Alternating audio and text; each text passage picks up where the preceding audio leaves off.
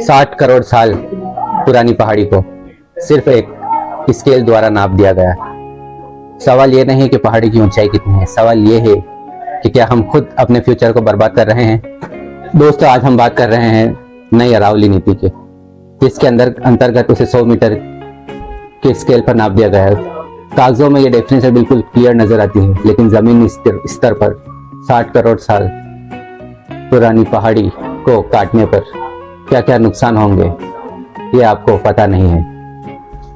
ये कोई आम पहाड़ नहीं, दुनिया का सबसे प्राचीन पहाड़ है।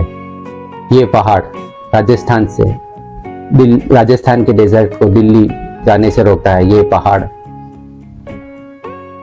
ग्राउंड वाटर को रिचार्ज करता है। ये पहाड़ कई तूफानों को रोकता है। और भी पहाड़ क्या क्या काम आते हैं, ये एक प्रकृति का महत्वपूर्ण हिस्सा होते हैं। नई नीति के अंतर्गत सिर्फ वही पहाड़ अरावली रेंज कहलाएंगे जिसकी ऊंचाई 100 मीटर तक है। इसका मतलब यह है कि जितनी भी हजारों छोटी मोटी पहाड़ियां हैं वो इस रेंज से बाहर हो जाएगी, जिसको कानूनी संरक्षण नहीं दिया जाएगा। अब ये जो छोटी छोटी पहाड़ियां हैं ये प्रकृति का बहुत बड़ा हिस्सा है और कई पानी को रोकने के काम आती है। एक्सपर्ट का ये कहना है कि इस नीति के अंतर्गत 70 से 80% तक पहाड़ कट जाएंगे।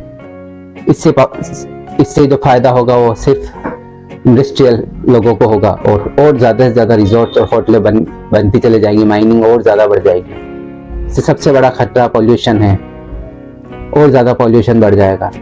पानी का जो ग्राउंड लेवल है वो नीचे चला जाएगा। ये नीति सिर्फ एक नीति नहीं, लोगों की जिंदगी और मौत का सवाल बनकर उभरेगी। इसका जिम्मेदार कौन है? केंद्र सरकार का एनवायरनमेंट मिनिस्ट्री इसका सीधे तौर पर जिम्मेदार है। वहीं सुप्रीम कोर्ट ने इस डेफिनेशन को ओके कर दिया है, तो वो भी इसके पीछे जिम्मेदार है। तो अब आम आदमी को और जो भी सोशल वर्कर है उनको आवाज उठानी पड़ेगी कि ये अरावली पहाड़ी कोई पॉलिटिकल इशू नहीं, ये इंसान की जिंदगी और मौत का